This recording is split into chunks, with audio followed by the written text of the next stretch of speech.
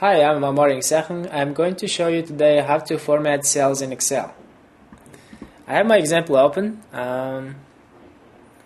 So here are the numbers I'm going to format, and here are the formatting options.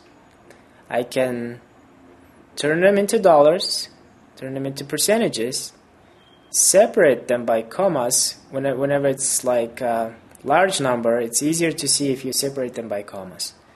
And then you have digit options. You can make it as many digits as you want, or no digits at all.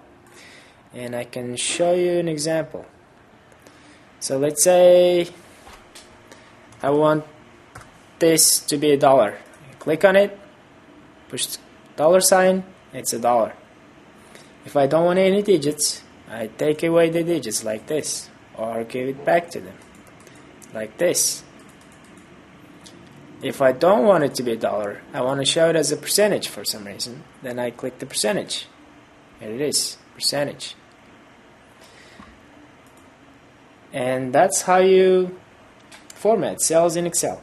I'm Amar Second. Thank you for watching.